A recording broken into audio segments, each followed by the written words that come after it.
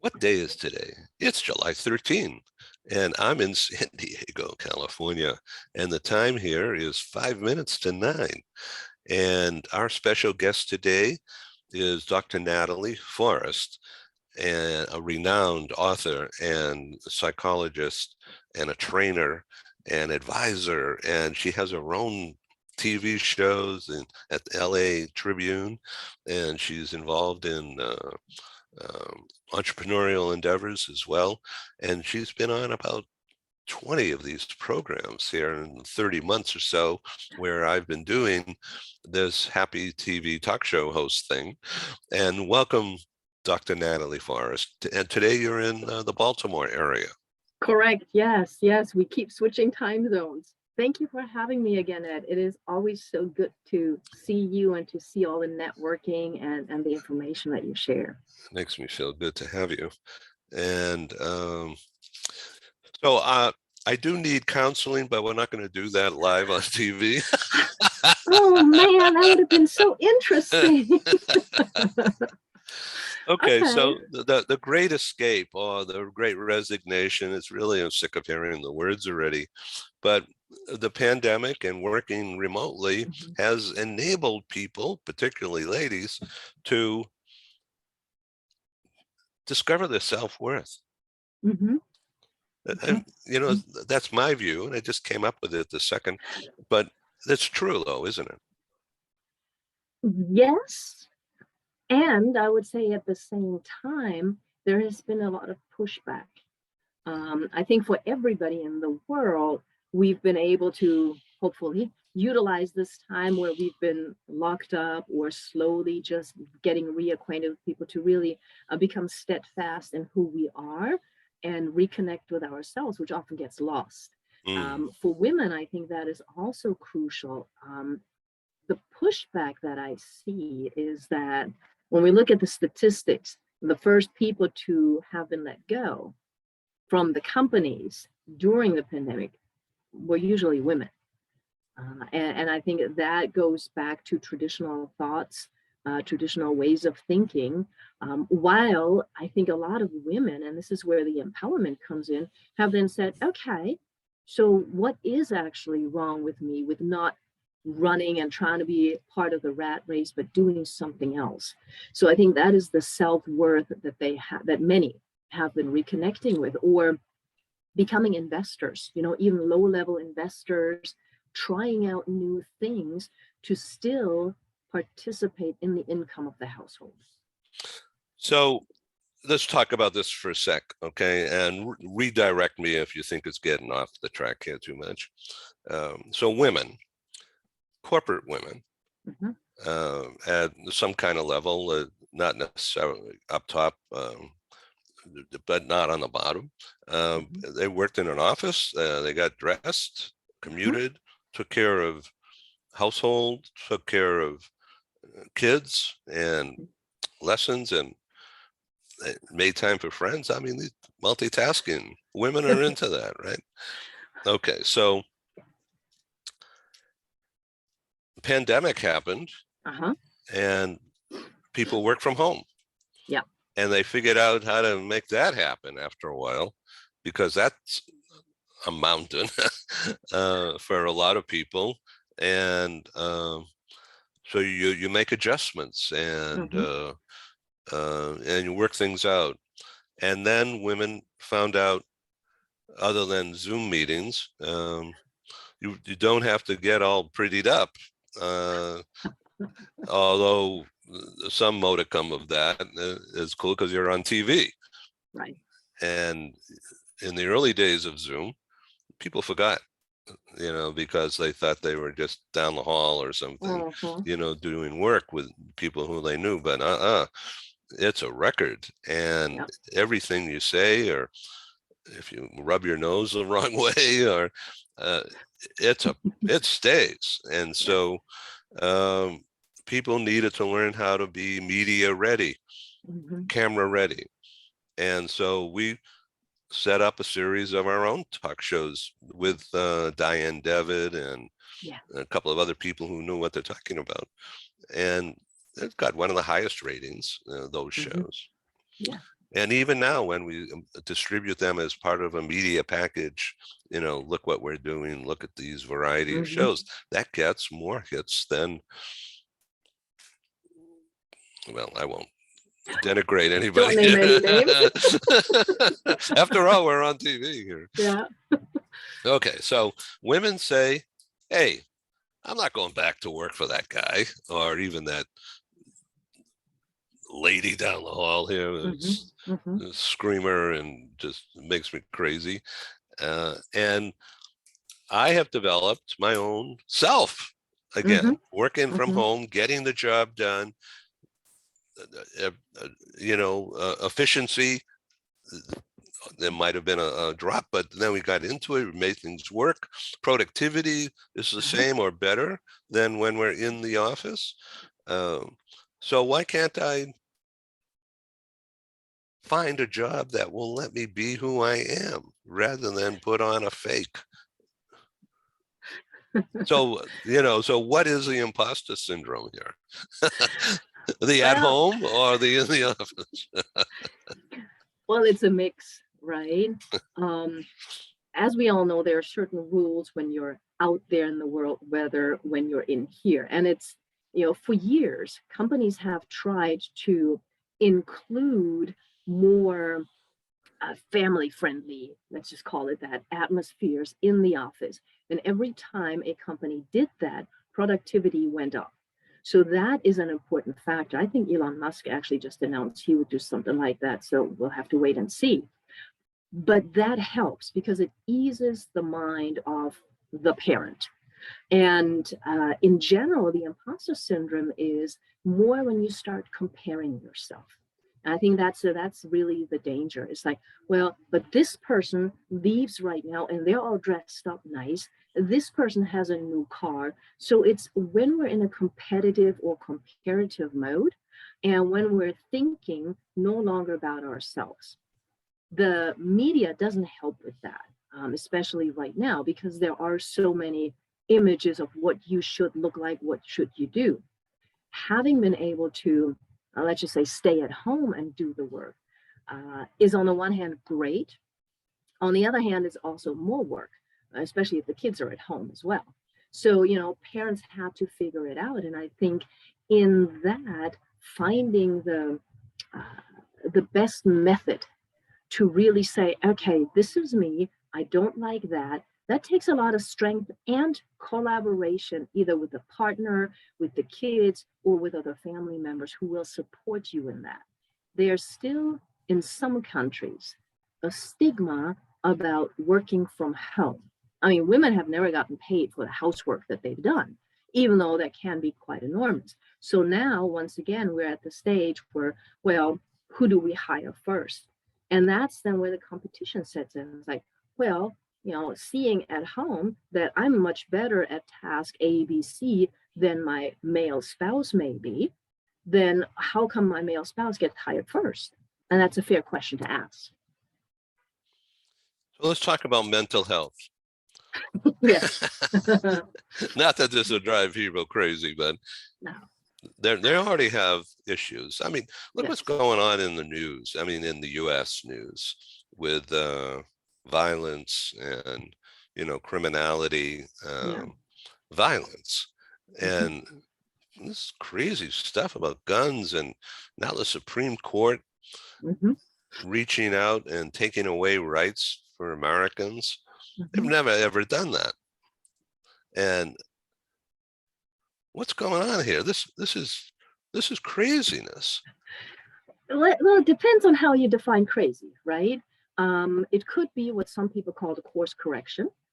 It is, I think, the last few years, especially in the US, which is comparatively a very young country, okay? There have been sort of temper tantrums on what do we want, where do we go? Every state is acting a little bit different. Every state has the right to do different things. So it's like the level of the level of integrity has shifted across leaders or people in leadership positions. They will switch on a dime and claim that it didn't happen, even though, as you mentioned earlier, we have a lot of things on record. So there's been this, I think, this search for the truth. And, as a historian, there's no such thing as the truth because we all see the same thing and we interpret it differently.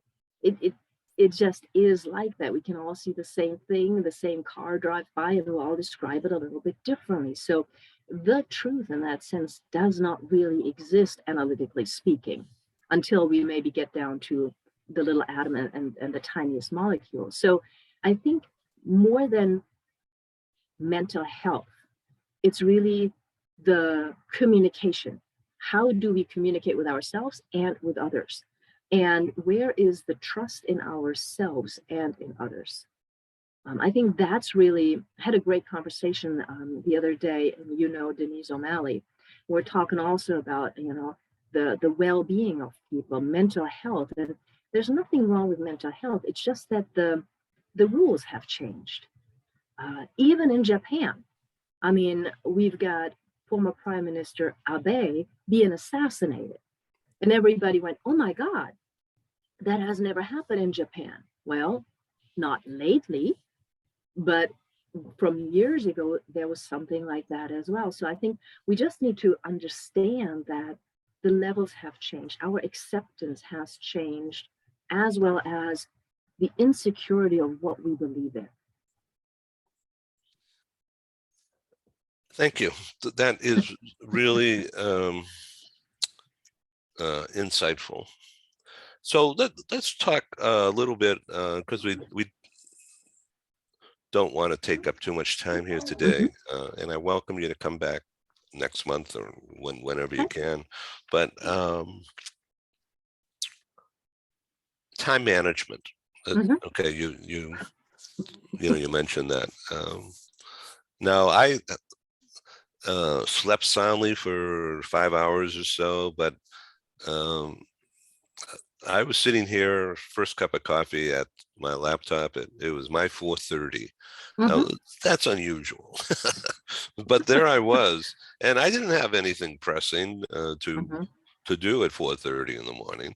But just stuff going on in the head, and it's no good just lying in bed and fighting with a pillow to get comfortable. You might as well just get up and get going. And when we're done with this, I'm going to go out for a walk, because I need some fresh air rather than sit here and do the next project and all that. I said, no, I need a break. So people working remotely, and even those that don't, or if they do a hybrid, they have to now, from a wellness point of view, and to help the company change or make better use of their talent, wellness is an integral, required part of the day. Now, people like yourself from, in your profession, have for years been saying all of that. But now finally it's happened because of the pandemic. Yes and no. Please because I think that a lot of companies still don't get it. They don't get that the ROI of investing in wellness for their employees is actually much higher than any numbers can tell. And then that's a long discussion about sick leave, about people leaving, rehiring. All of those are costs. The wellness aspect for individuals is that very often they actually feel more pressured into being available 24/7. And I think as entrepreneurs, we know that, where we have to learn to put the phone away and turn it off so that we don't answer a call. And I think now that more people have a flexible office, depending on how the company organizes it, there's a lot of pressure about, well, what did you do? Some companies are implementing things where you have to be on the computer, and they track how many hours you're on the computer. That's counterproductive to wellness.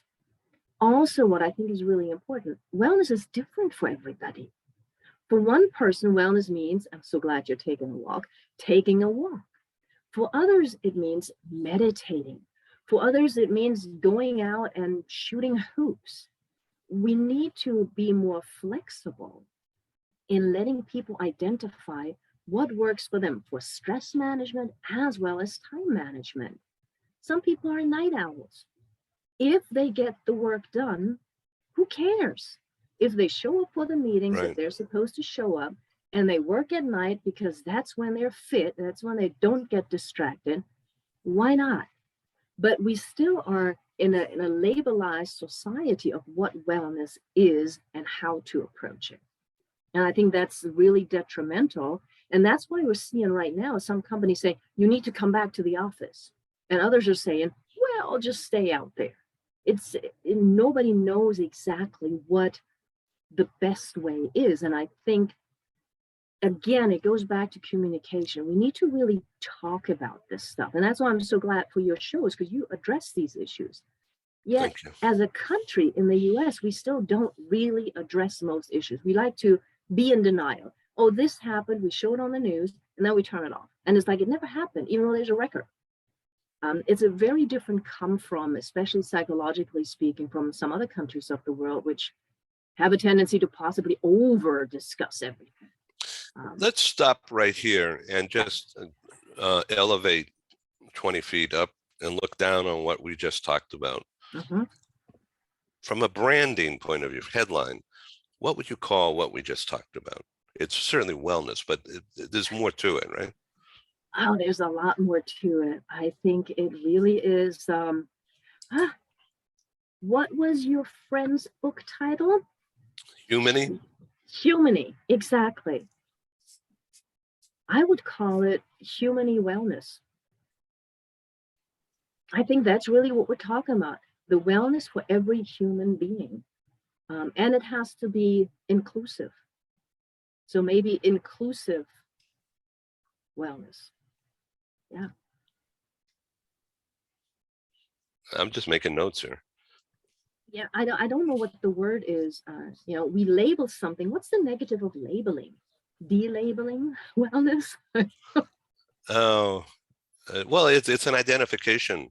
Yeah, Uh, yeah. But we need to, I think part of our problem is that we label everything and thereby we we attach an assumption to it, and then we're again in a comparative mode, and we separate people by labeling them. So, like mental health. I mean, mental health, we're all mentally healthy. It's just some of us have more personal issues than others. Talking with Dr. Natalie Forrest, and she's easy to find on LinkedIn, Natalie Forrest, Forest. Thank you for being on this episode. Thank you. This edition, such as it is. We talked about a lot of things, and it goes real deep. And I invite you to come back. I always will. Thank you, Dr. Natalie Forrest. Thank you. Bye-bye. Thank you.